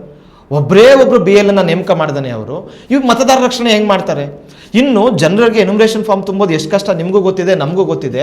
ಅವರು ಎಲ್ಲ ಒಟ್ಟಾಗಿ ತುಂಬಿದ್ರೆ ಒಬ್ರಿಗೊಬ್ರು ಗೊಂದಲ ಪರಿಹರಿಸಿ ನಂದಲ್ಲಿದೆ, ನನ್ನ ಪಕ್ಕ ನಿಂದಿದೆ, ಈ ಥರ ತುಂಬು ತಪ್ಪು ಅಂತ ಹೇಳಿ ಮಾಡ್ಬೋದು. ಆ ಥರ ಏನು ತಪ್ಪಿದೆ? ಚುನಾವಣಾ ಆಯೋಗದ ಯಾವ ಗೈಡ್ಲೈನ್ಸಲ್ಲೂ BLO ಮನೆಗೆ ಹೋಗಿ ಎನ್ಯುಮರೇಷನ್ ಫಾರ್ಮ್ ಕೊಡ್ತಾರೆ. ನೀವು ಎಲ್ಲಿ ತುಂಬಬೇಕು ಅಂತ ಏನಿಲ್ಲ. ಅಲ್ಲಿ ನೀವು 10 ಜನ ಸೇರಿ ತುಂಬ್ತಿರೋ, 100 ಜನ ಸೇರಿ ತುಂಬ್ತಿರೋ, ನಿಮಗೆ ಬಿಟ್ಟಿದ್ದು ವಾಪಸ್ ನೀವು BLO ತಂದು ಕೊಡಬೇಕು. ಒಂದು ಸರಿಯಾಗಿ ನಡೀತಾ ಇರ್ತಕ್ಕಂಥ ಇದನ್ನು ಅದನ್ನು ವಿರೋಧಿಸಿ ಬಾಂಗ್ಲಾದೇಶದವರು ಇದ್ದಾರೆ ಅಂತ ಹೇಳ್ತಾರೆ. ಕಮ್ಯುನಿಟಿ ಆಗಿ ಒಂದು ಸಮುದಾಯ ತಾವು ಸೇರಿಕೊಂಡು ಪಕ್ಕದವರು ಫಾರ್ಮ್ ತುಂಬೋದಕ್ಕೂ BJPದ ಅಪೋಸಿಷನ್ ಇದೆ, ಇಲೆಕ್ಷನ್ ಕಮಿಷನ್ ಅಪೋಸ್ ಮಾಡ್ತಾ ಇದೆ, ಅದ್ರ ಜೊತೆಗೆ JDS ಮಾಡ್ತಾ ಇದೆ. ಇವರು ಕೂಡ SIR ಮೂಲಕ ಯಾರ ಮತ ರಕ್ಷಣೆ ಮಾಡ್ತಾ ಇಲ್ಲ. ನಡೆದಂಗೆ ನಡೀಲಿ, ನಮ್ಮ ಓಟ್ ಹೆಂಗೆ ಅವ್ರಿಗೆ ಗೊತ್ತಿದೆ ಸರ್. ಅವರು ಒಂದು ಬಲಾಢ್ಯ ಜಾತಿಯ, ಒಂದು ಬಲಾಢ್ಯರ ಓಟ್ಗಳನ್ನೇ ಪಡ್ಕೊಂಡು ಗೆಲ್ತೀವಿ ಅಂತಕ್ಕಂಥ ಅಹಂಕಾರದಲ್ಲಿರೋರು ಬಡವ್ರ ಓಟ್ ಬಗ್ಗೆ ಯಾಕೆ ಚಿಂತೆ ಮಾಡ್ತಾರೆ ಅವರು? ಇನ್ನೂ ಕೆಲವರು ಭಾಳ ಇದು ಪ್ರಜಾಪ್ರಭುತ್ವ ಆದ್ರೂ ಕೂಡ ನಾವು ಎಷ್ಟು ಜನ ದುಡ್ಡು ಕೊಟ್ಟು ಕೊಂಡ್ಕೊಬಿಡ್ತೀವಿ ಓಟು ಅಂತಕ್ಕಂಥ ಒಂದು ಏನು ಊಳಿಗಮಾನ್ಯ ಮನಸ್ಥಿತಿನಲ್ಲೇ ಇರೋದ್ರಿಂದ ಅವ್ರು ಯಾರು ಬಡವರಿಗೆ ಸಹಾಯ ಮಾಡ್ತಕ್ಕಂಥ ಕೆಲಸ ಮಾಡ್ತಾ ಇಲ್ಲ. ನಮ್ಮ ದುರಂತ ಅಂದರೆ ನಾವು ಎಷ್ಟೇ ಟ್ರೈನಿಂಗ್ ಕೊಡ್ಬೋದು ಸರ್, ಏನೇ ಮಾಡ್ಬೋದು, ಕರ್ನಾಟಕದಲ್ಲಿ ನಡೀತಕ್ಕಂಥ SIR ಅಲ್ಲಿ ಕನಿಷ್ಠ 50 ಲಕ್ಷ ಅಂತಿಮ ಪಟ್ಟಿಯಿಂದ ಮತದಾರರನ್ನ ಬಡವ್ರನ್ನ ಕೈ ಬಿಟ್ಟೇ ಬಿಡ್ತಾರೆ. ಆ ರೀತಿಯ ಒಂದು ಹುನ್ನಾರ ನಡೆದಿದೆ ಸರ್. ಈಗ ಜನತಾ ದಳ ಸೆಕ್ಯುಲರು ಅಥವಾ BJP ಎರಡೂ ಬಿಟ್ಬಿಡೋಣ. ಈಗ ಆಡಳಿತದಲ್ಲಿರೋ ಇಡೀ ರಾಜ್ಯದ ಜನತೆ ಮತ ಹಾಕಿ ಗೆಲ್ಲಿಸಿದ್ದಾರೆ. 140 ಸ್ಥಾನಗಳು ಅವ್ರ ಹತ್ರ ಇದ್ದಾವೆ. DK ಶಿವಕುಮಾರ್ ರಾಜ್ಯದ ಉಸ್ತುವಾರಿ ವಹಿಸ್ಕೊಂಡಿದ್ದಾರೆ. ಅವ್ರ ಜವಾಬ್ದಾರಿ ಕರ್ನಾಟಕದ ಪ್ರತಿಯೊಬ್ಬ ಮತದಾರರ ಮತ ಹಕ್ಕು ರಕ್ಷಿಸುವ ಜವಾಬ್ದಾರಿ ಅವ್ರ ಮೇಲೆ ಇದೆ. ಅವ್ರು ಯಾವ ರೀತಿ ಕಾರ್ಯ ಮಾಡ್ತಾ ಇದ್ದಾರೆ? ಅವ್ರು ಎಷ್ಟು ಹೆಲ್ಪ್ ಡೆಸ್ಕ್ಗಳು ಸ್ಥಾಪಿಸಿದ್ದಾರೆ? ಯಾಕಂದ್ರೆ ಯಾವ ರಾಜ್ಯದ ಡಿಸ್ಟ್ರಿಕ್ಟ್ಗಳಲ್ಲಿ ನಾವು ಪ್ರಶ್ನೆ ಮಾಡಿದ್ರು, ಎಲ್ಲೂ ಒಂದು ಕಡೆ ಹೆಲ್ಪ್ ಡೆಸ್ಕ್ಗಳಾಗಿದ್ದಾವೆ, ತುಂಬ ಕಡೆ ಇನ್ನೂ ಹೆಲ್ಪ್ ಡೆಸ್ಕ್ಗಳು ಆಗಿಲ್ಲ. ಕ್ಯಾಬಿನೆಟಲ್ಲಿ ಅವ್ರು ಅಪ್ರೂವಲ್ ಮಾಡಿದ ಮೇಲೂ ಆಗಿಲ್ಲ ಅಂದರೆ ಅವರು ಆಡಳಿತ ವೈಫಲ್ಯ ಅನ್ನೋದು ಇಲ್ಲಿ ಸ್ಪಷ್ಟವಾಗುತ್ತೆ. ಕೇವಲ BLAಗಳು ನೇಮಿಸೋದ್ರಿಂದ ಕಾರ್ಯ ಆಗಲ್ಲ. ತುಂಬ ತಾಲೂಕುಗಳಲ್ಲಿ BLAಗಳು ಯಾವುದೇ ರೀತಿಯ ಕಾರ್ಯವನ್ನು ಅವ್ರು ಮಾಡ್ತಾರೆ. ನಾಮಕ ವಹಿಸಿದ ಲಿಸ್ಟಲ್ಲಿ ಅವ್ರ ಹೆಸರಿದೆ ಹೊರತು ಅವ್ರ ಫೀಲ್ಡಲ್ಲಿ ಇಲ್ಲ ಅನ್ನೋದು ಆರೋಪ ಕೇಳಿಬರ್ತಾ ಇದೆ. ಈಗ JDS ಮತ್ತು BJP ಒಂದಾಗಿ ಚುನಾವಣೆ ಕಮಿಷನ್, ಇಲೆಕ್ಷನ್ ಕಮಿಷನ್ ಪರವಾಗಿ ಅವ್ರು ಬ್ಯಾಟ್ ಮಾಡ್ತಾ ಇದ್ದಾಗ ಅದರ ವಿರೋಧ ಪಕ್ಷವಾದ ತುಂಬ ಗಂಭೀರವಾದ ಜವಾಬ್ದಾರಿ ಅವ್ರ ಮೇಲೆ ಇರೋದ್ರಿಂದ ಅವ್ರೇನು ಮಾಡ್ತಾ ಇದ್ದಾರೆ? ನಿಜವಾಗ್ಲೂ ಮತದಾರ ಹಕ್ಕನ್ನು ರಕ್ಷಿಸಲಿಕ್ಕೆ ಅವ್ರು ಮಾಡ್ತಾ ಇರೋ ಕಾರ್ಯ ಸಾಕಾ? ಇನ್ನೂ ಅವರಿಂದ ನಾವು ನಿರೀಕ್ಷೆ ಇತ್ತಾ? ಇನ್ನೂ ಹೆಚ್ಚಿಗೆ ಮಾಡಬೇಕಾದ ಜವಾಬ್ದಾರಿ ಅವ್ರ ಮೇಲೆ ಇದೆಯಾ? ಸರ್, ಕಾಂಗ್ರೆಸ್ಸು ಒಂದಷ್ಟು ಕೆಲಸವನ್ನು ಮಾಡ್ತಾ ಇದೆ, ಅದನ್ನು ನಾವು ಗುರುತಿಸಬೇಕು. ಅವರು BLO ನೀವು ಹೇಳ್ದಂಗೆ 54,000 BLAಗಳನ್ನ ನೇಮಕ ಮಾಡಿದ್ದಾರೆ. ಮೊದಲನೇ ಅಂತ ಅವ್ರಿಗೆ ಮ್ಯಾಕ್ಸಿಮಮ್ ಎಲ್ರಿಗೂ ಕೂಡ 1 ಅಥವಾ 2 ಸಲ ತರಬೇತಿ ಕೊಡತಕ್ಕಂಥ ಪ್ರಯತ್ನ ಮಾಡಿದ್ದಾರೆ. ಅದು ಮತ್ತು ಹೆಲ್ಪ್ ಡೆಸ್ಕ್ಗಳನ್ನ ಪ್ರತಿ ಗ್ರಾಮ ಪಂಚಾಯತಿನಲ್ಲಿ ಪ್ರತಿ ಊರಲ್ಲಿ ಹೆಲ್ಪ್ ಡೆಸ್ಕ್ ಹಾಕಬೇಕು ಅಂತ ಮಾಡಿದ್ದಾರೆ. ಆದರೂ ನಾನು ಹೇಳ್ತೀನಿ ಸಾಲೋದಿಲ್ಲ. ಮೊದಲನೇದಾಗಿ ಕಾಂಗ್ರೆಸ್ ಪಕ್ಷ ಈ SIR ಅನ್ನು ರಾಜಕೀಯವಾಗಿ ವಿರೋಧಿಸಬೇಕು. ಇದರ ರಾಜಕೀಯ ಏನು, ಯಾಕೆ SIR ತಗೊಂಡು ಬರ್ತಾ ಇದ್ದಾರೆ ಅಂತಕ್ಕಂಥದ್ದನ್ನ ಜನರಿಗೆ ಮನವರಿಕೆ ಮಾಡಿಕೊಡಲಿ ಅದು ವಿಫಲ ಆಗಿದೆ. ಎರಡನೇದು, ಕರ್ನಾಟಕದಲ್ಲಿ ಜನ SIR ಮಾಡ್ತಿರೋದು ಕಾಂಗ್ರೆಸ್ ಪಕ್ಷ ಅಂತಲೇ ತಿಳ್ಕೊಬಿಟ್ಟಿದ್ದಾರೆ. ಯಾಕೆ ಅಂದರೆ ಈ SIRನಲ್ಲಿ ಬಳಸ್ಕೊಳ್ತಕ್ಕಂಥ ಸಿಬ್ಬಂದಿಗಳು ಒಂದು ರಾಜ್ಯದ ಸರ್ಕಾರಿ ಸಿಬ್ಬಂದಿಗಳೇ ಆಗಿರ್ತಾರೆ. ಎರಡನೇದು, ಕರ್ನಾಟಕದ ಮುಖ್ಯಮಂತ್ರಿ ಕೂಡ ನೋಡಿ ನೀವು SIRಲ್ಲಿ ಇಲ್ಲ ಅಂದರೆ ನಿಮಗೆ ಸೌಲಭ್ಯಗಳನ್ನ ಕೊಡೋಕ್ಕಾಗಲ್ಲ ಅಂತಕ್ಕಂಥ ಎಚ್ಚರಿಕೆ ಕೊಟ್ಟಿದ್ದಾರೆ. ಅದು ಸರಿಯಾದದ್ದು, ಯಾಕಂದ್ರೆ ಜನರಿಗೆ ಓಟಿನ ಹಕ್ಕು ಅರ್ಥ ಆಗಬೇಕು ಅಂತ. ಆದರೆ ಜನ ಹೆಂಗೆ ಅರ್ಥ ಮಾಡ್ಕೊಂಡಿದ್ದಾರೆ ಅಂದರೆ ಇದು ಕಾಂಗ್ರೆಸ್ ಅವ್ರು ಮಾಡ್ತಾ ಇರೋದು ಅಂತ ಅರ್ಥ ಮಾಡ್ಕೊಂಡಿದ್ದಾರೆ. ರಾಜಕೀಯವಾಗಿ ಆ ನೆರೇಟಿವನ್ನು ಸೋಲಿಸಲಿಕ್ಕೆ ಬಾಂಗ್ಲಾದೇಶದವ್ರು ಏನು BJP ನೆರೇಟಿವ್ ಹೇಳ್ತದಲ್ಲ ಅದನ್ನು ಸೋಲಿಸಲಿಕ್ಕೆ ಕಾಂಗ್ರೆಸ್ ಕೈಲಿ ಇನ್ನೂ ಸಾಧ್ಯ ಆಗಿಲ್ಲ. ಎರಡನೇದು, ನೀವು ಹೇಳ್ದಂಗೆ ಹೆಲ್ಪ್ ಡೆಸ್ಕ್ಗಳು. ಇದು ಸರ್, ನಾವು ಎಷ್ಟೇ ಹೆಲ್ಪ್ ಡೆಸ್ಕು ಏನೇ ಮಾಡಿದ್ರು ಕೂಡ ನಮ್ಮ ದೇಶದ ಬಡವರ ಹತ್ರ ದಾಖಲೆ ಇಲ್ಲ. ಅದು ವಾಸ್ತವ ಪರಿಸ್ಥಿತಿ. ಮತ್ತು ಹೆಸರುಗಳಲ್ಲಿ ಬದಲಾವಣೆ ಖಂಡಿತ ಇದ್ದೇ ಇರ್ತದೆ. ಬರೀ ಬಡವರಲ್ಲ, ಅವ್ರು ಶ್ರೀಮಂತರು ಓದ್ದವ್ರ ಹೆಸರು ಕೂಡ 2007ರಲ್ಲಿ ಒಂಥರ ಇರ್ತದೆ, 2025ರಲ್ಲಿ ಅದು ಕಾಮನ್ನು. ಇದನ್ನು ಎದುರಿಸಲಿಕ್ಕೆ ಸರಿಯಾದಂಥ ಸಿದ್ಧತೆಯನ್ನು ಪೂರ್ಣ ಪ್ರಮಾಣದಲ್ಲಿ ಕಾಂಗ್ರೆಸ್ ಕೂಡ ಮಾಡ್ತಾ ಇಲ್ಲ. ಈಗಲೂ ಕೂಡ ಕಾಂಗ್ರೆಸ್ಸು ಚುನಾವಣಾ ಆಯೋಗಕ್ಕೆ ಒಂದು ಪ್ರಶ್ನೆ ಕೇಳಬೇಕು, ಕರ್ನಾಟಕದಲ್ಲಿ 3 ತಿಂಗಳಲ್ಲಿ SIR ಮುಗಿಸುವ ದಾವಂತ ಯಾಕೆ? ಇದನ್ನು 6 ತಿಂಗಳಿಗೆ 1 ವರ್ಷಕ್ಕೆ ನೀವು ಎಕ್ಸ್ಪೈಂಡ್ ಮಾಡಿ ವಿಸ್ತರಿಸಿ, ಆಗ ಮಾತ್ರವೇ ಎಲ್ಲ ಜನರು ಇದರಲ್ಲಿ ನ್ಯಾಯಸಮ್ಮತವಾಗಿ ಬಂದು ತಮ್ಮ ದಾಖಲೆನೇ ತೋರಿಸಿ. ಈ ಒತ್ತಡನೂ ಹೋದ್ರೆ ಕಾಂಗ್ರೆಸ್ ಪಕ್ಷ ಮಾಡಬೇಕಾಗಿತ್ತಲ್ಲ. ಇದನ್ನು ಕನಿಷ್ಠ ಮಾಡಲಿಲ್ಲ ಅಂದರೆ ಸರ್, ಇದರಿಂದ ಅತ್ಯಂತ ತೊಂದರೆಗಾಗೋದು ಕಾಂಗ್ರೆಸ್ ಪಕ್ಷನೇ. ನಾವು ನೋಡಿದ್ವಿ BJP JDS ಏನು ತಯಾರಿ ಮಾಡಿಲ್ಲ. ಅವ್ರಿಗೆ ಬೇಕಿಲ್ಲ ಸರ್, ಅವ್ರು ಚೆನ್ನಾಗಿ ಗೊತ್ತಿದೆ ಅವರಿಗೆ ನಾವು ಸೇಫ್ ಇದ್ದೀವಿ. ಇದರಲ್ಲಿ ಚುನಾವಣಾ ಆಯೋಗನೇ ನಮ್ಮ ಪರವಾಗಿದೆ. ಅವ್ರ ಹತ್ರ ಆಲ್ಗರಿದಮ್ ಇದೆ, ಯಾರೋ ಡಿಲೀಟ್ ಮಾಡಿಸ್ಬೇಕು, ಯಾರೋ ಬಿಡಬೇಕು, ಅವ್ರದ್ದೆಲ್ಲ ಚೆನ್ನಾಗಿ ಅವ್ರಿಗಿದೆ. ಆದರೆ ವಿರೋಧ ಪಕ್ಷವಾಗಿ ಕಾಂಗ್ರೆಸ್ ಏನಿದೆ ಅಂದರೆ ಕೇಂದ್ರಕ್ಕೆ ವಿರೋಧ ಪಕ್ಷವಾಗಿದೆ. ಇದು ಇನ್ನೂ ಪ್ರೊಆಕ್ಟಿವ್ ಆಗಿ ಕೆಲಸ ಮಾಡಬೇಕು. ಯಾವ ಕಾರಣಕ್ಕೂ ಮೈ ಮರಿಬಾರ್ದು. ಕೆಲವು ಪತ್ರಿಕೆಗಳಲ್ಲಿ ಬರ್ತಾ ಇದೆ ರಿಪೋರ್ಟು, ಕಾಂಗ್ರೆಸ್ ಮುಂದಿದೆ, BLAಗಳು ಜಾಸ್ತಿ ಇದ್ದಾರೆ, ಕೆಲಸ ಮಾಡ್ತಿದೆ. ಇಷ್ಟು ನೋಡಿ ಮೈ ಮರೆತರೆ ಕಡ್ಡಾಯವಾಗಿ ಅವರು ಈ ಒಂದು SIRನಲ್ಲಿ ಪಾಠ ಕಲಿಬೇಕಾಗ್ತದೆ. ಅವರ ಮತಗಳೇ ಅತ್ಯಂತ ಹೆಚ್ಚು ಡಿಲೀಟ್ ಆಗ್ತಕ್ಕಂಥದ್ದು. ಹಂಗಾಗಿ ಕಾಂಗ್ರೆಸ್ಸು ಈಗ ಮೈ ಮರೆಯೋದಲ್ಲ, ಇನ್ನು ಕನಿಷ್ಠ 6 ತಿಂಗಳ ಕಾಲ ಇದು ಪ್ರತಿ ಮನೆಗೆ ಹೋಗಿ ಎಲ್ಲ ಮತದಾರರಿಗೆ ದಾಖಲೆಗಳನ್ನ ಮಾಡಿಸ್ಕೊಟ್ಟು ಅವರ ಹೆಸರನ್ನು ಹುಡುಕಿ ಸೇರಿಸುವ ಕೊನೆಯವರೆಗೂ ಕೆಲಸವನ್ನು ಅದು ಮಾಡಲೇಬೇಕು, ಇನ್ನೂ ಹೆಚ್ಚು ಮಾಡಬೇಕು ಅಂತ ನಮ್ಮ ಒಂದು ಒತ್ತಾಯ ಸರ್. ಮುಖ್ಯವಾಗಿ ನಮಗೀಗ ಫೀಲ್ಡಿಂದ ಏನು ತೊಂದರೆಗಳು ಬರ್ತಾ ಇದ್ದಾವೆ, ಏನು BLAಗಳು ಎದುರಿಸ್ತಾ ಇದ್ದಾರೆ, ಅಥವಾ ಏನು ಫಾರ್ಮ್ ತುಂಬಲಿಕ್ಕೆ ಜನ ಎದುರಿಸ್ತಾ ಇದ್ದಾರೆ ಸಮಸ್ಯೆಗಳು ಅನ್ನೋದೊಂದು ಅರ್ಥ ಆಯಿತು. ಆಮೇಲೆ ಇದ್ರ ಹಿಂದಿರುವ ರಾಜಕೀಯವನ್ನು ಅರ್ಥ ಮಾಡ್ಕೋ ಪ್ರಯತ್ನ ಮಾಡಿದ್ವಿ.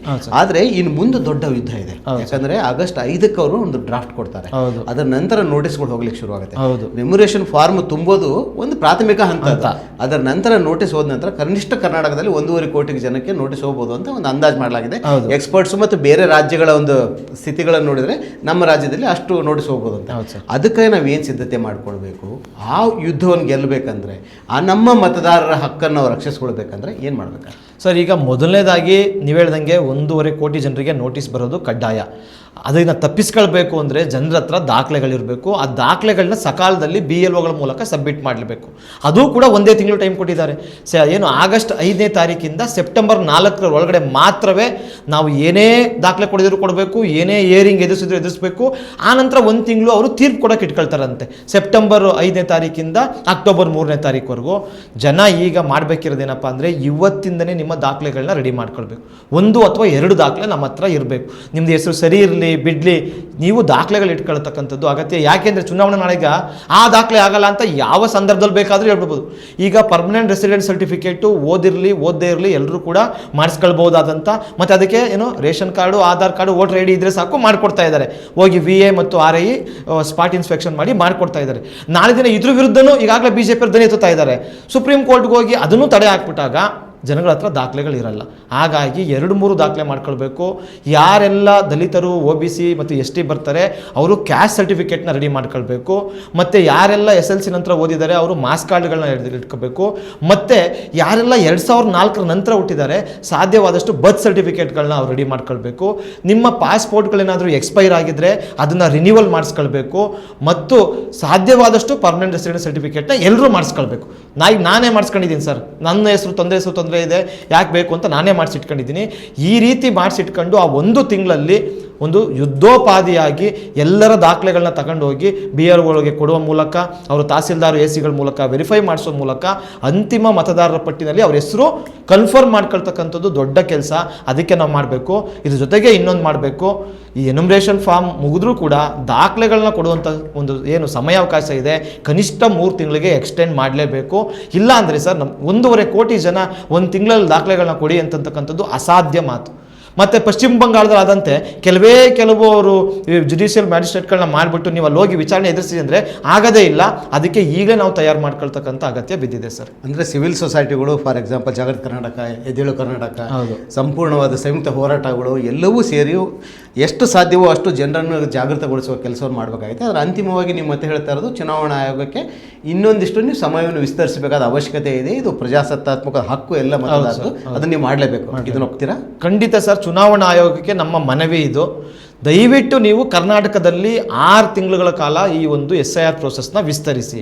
BLOಗಳ ಮೇಲೆ ಒತ್ತಡ ತರಬೇಡಿ. ಈಗಾಗಲೇ 2-3 ಜನಕ್ಕೆ 5 ಜನ ಈಗಾಗಲೇ ಸಾವನ್ನಪ್ಪಿದ್ದಾರೆ ಅಂತ ವರದಿ ಬರ್ತಾ ಇದೆ. ಇದು ಅಫಿಷಿಯಲ್ ರೆಕಾರ್ಡು. ತುಂಬ ಜನ ಅನ್ಅಫಿಷಿಯಲ್ ಹೇಳ್ಕೊಳ್ಳೋಕ್ಕೆ ಬರ್ತಿಲ್ಲ ಸರ್. ಅವರೆಲ್ಲ ಸರ್ಕಾರಿ ನೌಕರರು, ಎಲ್ಲ ಆರೋಪ ಮಾಡಿದ್ರೆ ತಮ್ಮ ಕೆಲಸ ಹೋಗುತ್ತೆ ಅಂತಕ್ಕಂಥ ಭಯದಲ್ಲಿದ್ದಾರೆ ಅವರು. ಅವ್ರಿಗೆ ಒತ್ತಡವನ್ನು ಕೊಡಬೇಡಿ. ಅದ್ರ ಬದಲಿಗೆ ಅವ್ರಿಗೆ ಧೈರ್ಯ ತುಂಬಿ ತರಬೇತಿಯನ್ನು ಕೊಡಿ. ತರಬೇತಿ ಕೊಟ್ಟರೆ ಅವ್ರು ಚೆನ್ನಾಗಿ ತಿಳ್ಕೊಳ್ತಾರೆ, ಚೆನ್ನಾಗಿ SIR ಮಾಡ್ತಾರೆ. ನಮ್ಮ ಕಾಳಜಿನೂ ಅಷ್ಟೇ ಸರ್, ಡೂಪ್ಲಿಕೇಟ್ ಓಟು ಯಾವ ಕಾರಣಕ್ಕೂ ರಾಜ್ಯದಲ್ಲಿ ಇರಬಾರ್ದು, ಡೆತ್ ಆಗಿರೋ ಓಟು ಯಾವ ಕಾರಣಕ್ಕೂ ನಮ್ಮ ರಾಜ್ಯದಲ್ಲಿ ಇರಬಾರ್ದು, ಅಥವಾ ಬೇರೆ ದೇಶದಿಂದ ಬಂದವರು ಅವರಿಗೆ ಅಧಿಕೃತವಾಗಿ ನಾವು ಓಟಿನ ಹಕ್ಕನ್ನು ಕೊಡಬಾರ್ದು. ಇದು ನಾವು ಒಪ್ಪುತ್ತೀವಿ. ಅದನ್ನು ಮಾಡಲಿಕ್ಕೆ ನೀವು ತರಾತುರಿಯಲ್ಲಿ ಈ ರೀತಿ ನೀವು ಮಾಡಬೇಡಿ. ಟೈಮ್ ತಗೊಂಡು ನಿಧಾನವಾಗಿ ನೀವು ಮಾಡಿದಾಗ ಎಲ್ಲರ ಅರ್ಹ ಮತದಾರರ ಒಬ್ಬರ ಓಟು ಹೋಗಬಾರ್ದು ಅಂತ ಚುನಾವಣಾ ಆಯೋಗ ಟ್ಯಾಗ್ಲೈನ್ ಹಾಕೊಂಡಿದೆ ಸರ್. ಟ್ಯಾಗ್ಲೈನಿಗೆ ಸೀಮಿತ ಆಗಬಾರ್ದು, ಅದನ್ನು ವಾಸ್ತವದಲ್ಲಿ ನೀವು ಕೆಲಸ ಮಾಡಬೇಕು. ಹಂಗಾಗಿ 6 ತಿಂಗಳು ಕಾಲ ಇದನ್ನು ವಿಸ್ತರಿಸಿದ್ರೆ ಸರ್, ನೀವು ಹೇಳಿದಂತೆ ಎಲ್ಲ ಜನಪರ ಸಂಘಟನೆಗಳು, ಸಿವಿಲ್ ಸೊಸೈಟಿ, ಪಕ್ಷಗಳು ಸೇರ್ಕೊಂಡು ಅವರವ್ರ ಮತದಾರರಿಗೆ ಒಂದು ಹಕ್ಕನ್ನು ರಕ್ಷಿಸ್ತಕ್ಕಂಥ ಕೆಲಸವನ್ನು ಖಂಡಿತ ಮಾಡ್ತಾರೆ. ಅದನ್ನು ಚುನಾವಣಾ ಆಯೋಗ ಮಾಡಬೇಕು ಅಂತ ನಾವು ಒತ್ತಾಯ ಮಾಡ್ತೀವಿ. ಒಂದು ವೇಳೆ ಮಾಡಲಿಲ್ಲ ಅಂದರೆ ಹೋರಾಟ ಖಂಡಿತವಾಗಿಯೂ ಮಾಡಲೇಬೇಕು ಸರ್. ಚುನಾವಣಾ ಆಯೋಗದ ವಿರುದ್ಧ ಮತ್ತು BJP ಕೇಂದ್ರ ಸರ್ಕಾರದ ವಿರುದ್ಧ, SIR ತರ್ತಾ ಇರೋದ್ರ ವಿರುದ್ಧ ನಾವಂತೂ ಹೋರಾಟವನ್ನು ಮುಂದುವರಿಸ್ತೀವಿ. 1 ಕೋಟಿ ಜನರು ಡಾಕ್ಯುಮೆಂಟ್ಗಳಿಲ್ಲ ಅಂತ ಅವ್ರು ಅಲ್ಲಿ ತರಬೇಕಾದ್ರೆ ನಾವು ಸುಮ್ಮನೆ ಇರೋಕ್ಕೆ ಸಾಧ್ಯ ಇಲ್ಲ. ನಿಮ್ಮ ಪರವಾಗಿ ನಾವು ಇರ್ತೀವಿ, ನಿಮ್ಮೆಲ್ಲರ ಓಟನ್ನು ರಕ್ಷಣೆ ಮಾಡೋಕ್ಕೆ ನಾವು ಇರ್ತೀವಿ. ಆದರೆ ನೀವು ಹೋರಾಟಕ್ಕೆ ಬರಲೇಬೇಕು. ಹೋರಾಟ ಇಲ್ಲ ಅಂದರೆ ಈ ದೇಶದಲ್ಲಿ ಏನನ್ನೂ ಸಾಧಿಸೋಕ್ಕಾಗಲ್ಲ ನಾವು. ಅದರಲ್ಲೂ ಈ ರೀತಿ ಒಂದು ಅನ್ಯಾಯಯುತವಾಗಿ ನಡೀತಿದ್ದಾಗ ಹೋರಾಟ ಒಂದೇ ದಾರಿ. ಎಲ್ಲ ಜನರು ಈ ಹೋರಾಟಕ್ಕೆ ಮುಂದಾಗಬೇಕು, ಚುನಾವಣಾ ಆಯೋಗಕ್ಕೆ ಬಿಸಿ ಮುಟ್ಟಿಸಬೇಕು. ಆ ಮೂಲಕ SIR ಪಾರದರ್ಶಕವಾಗಿ ನಡೀತಾರ ನಾವು ನೋಡ್ಕೊಳ್ಬೇಕಿದೆ ಸರ್. ಅಂತಿಮವಾಗಿ ದಾಖಲೆಗಳನ್ನು ಸಿದ್ಧಪಡಿಸ್ಕೊಳ್ಳಿ, ಹೋರಾಟಕ್ಕೆ ಸಿದ್ಧರಾಗಿ. ಧನ್ಯವಾದಗಳು ಮುತ್ತುರಾಜ್. ಮತ್ತೆ ನಿಮ್ಮ ಜೊತೆ ಮಾತಾಡೋಣ ಈ SIR ಪ್ರಕ್ರಿಯೆ ಬಗ್ಗೆ. ಮುಂದಿನ ದಿನಗಳಲ್ಲಿ ಮತ್ತೆ ವಿಶೇಷ ಚರ್ಚೆಗಳನ್ನು ಮಾಡೋಣ. ಲಾಜಿಕಲ್ ಡಿಸ್ಕ್ರಿಪೆನ್ಸಿ ಬಗ್ಗೆ ವಿಶೇಷವಾದ ಮತ್ತೆ ಚರ್ಚೆಗಳನ್ನು ಮಾಡೋಣ. ಅದರಲ್ಲಿ ಯಾವ ರೀತಿ ಸಮಸ್ಯೆಗಳು ಬರುತ್ತೆ, ಸ್ಪೆಲ್ಲಿಂಗ್ ಮಿಸ್ಟೇಕ್ ಆದಾಗ ಅಥವಾ ತಂದೆ ಹೆಸರು ಬೇರೆ ಇದ್ದಾಗ, ಇನ್ನೊಂದು ಬೇರೆ ಕಡೆ ಬಂದಾಗ ಆ ಏನು ಸಮಸ್ಯೆಗಳಿಗೆ ನಾವು ಹೇಗೆ ಪರಿಹಾರ ಕಂಡುಕೊಳ್ಬೇಕು ಅನ್ನೋದು ಮುಂದಿನ ದಿನಗಳು ಚರ್ಚೆ ಮಾಡೋಣ. ನಿಮಗಿದು ಕ್ಲಿಷೆ ಅನಿಸ್ಬೋದು, ಆದರೆ ಒಂದು ಇಂಪಾರ್ಟೆಂಟು, ಮತದಾನದ ಹಕ್ಕು ಅತಿ ಇಂಪಾರ್ಟೆಂಟು. ಇಡೀ ದೇಶದಲ್ಲಿ ಎಲ್ಲ ಪ್ರಜೆಗಳಿಗೂ ಇರುವ ಈಕ್ವಲ್, ಎಲ್ಲರಿಗೂ ಇರುವ ಸಮಾನ ಹಕ್ಕಂದ್ರೆ ಅದು ಮತದಾನದ ಹಕ್ಕು. ಅದು ದೊಡ್ಡ ಶ್ರೀಮಂತನೇ ಇರಲಿ, ಅಗರ್ಭರ್ ಶ್ರೀಮಂತನೇ ಇರಲಿ, ಎಜುಕೇಟೆಡ್ ಇರಲಿ, ಅನ್ಎಜುಕೇಟೆಡ್ ಇರಲಿ, ಎಲ್ಲರಿಗೂ ಒಂದೇ ಮತ, ಒಂದೇ ಹಕ್ಕು ಇದೆ. ಅದನ್ನು ಉಳಿಸ್ಕೋಬೇಕಂದ್ರೆ ಪ್ರಜೆಗಳಿಗೋಸ್ಕರ ಪ್ರಜೆಗಳೇ ನಡೆಸುವ ಸರ್ಕಾರದಲ್ಲಿ ಅದು ತುಂಬ ಇಂಪಾರ್ಟೆಂಟ್ ಆಗಿರೋದು. ಅದು ಉಳಿಸ್ಕೊಳ್ಬೇಕಾಗಿದೆ, ನಮ್ಮೆಲ್ಲರ ಜವಾಬ್ದಾರಿ ಆಗಿದೆ. ರಾಜಕೀಯ ಪಕ್ಷಗಳ ಹುನ್ನಾರ ಅಥವಾ ಅದಕ್ಕೆ ಬಗ್ಗೆ ನಡೀತಾ ಇರೋ ಚುನಾವಣಾ ಆಯೋಗವನ್ನು ನಾವು ಸೋಲಿಸಬೇಕಂದ್ರೆ ನಮ್ಮ ಹಕ್ಕುಗಳನ್ನು ನಾವು ಉಳಿಸ್ಕೋಬೇಕಾಗುತ್ತೆ. ಅದಕ್ಕೆ ನಾವು ಹೋರಾಟನೂ ಮಾಡಬೇಕು, ದಾಖಲೆಗಳನ್ನು ಉಳಿಸ್ಕೋಬೇಕಾಗುತ್ತೆ. ಮತ್ತೆ ಹೆಚ್ಚಿನ ವಿವರಗಳಿಗೆ ನೋಡ್ತಾ ಇರಿ eDina.com. ನಮಸ್ಕಾರ, ನಾನು ಸುನಿಲ್ ಸೇರ್ಸಂಗಿ. ಮತ್ತಷ್ಟು ವಿಶೇಷ ವಿಡಿಯೋಗಳನ್ನು ನೋಡಲು ಮತ್ತು ಹೊಸ ವಿಡಿಯೋಗಳ ಬಗ್ಗೆ ತಿಳಿಯಲು eDina.com ಯೂಟ್ಯೂಬ್ ಚಾನೆಲ್ ಸಬ್ಸ್ಕ್ರೈಬ್ ಮಾಡಿ ಮತ್ತು ಬೆಲ್ ಐಕಾನ್ ಕ್ಲಿಕ್ ಮಾಡಿ.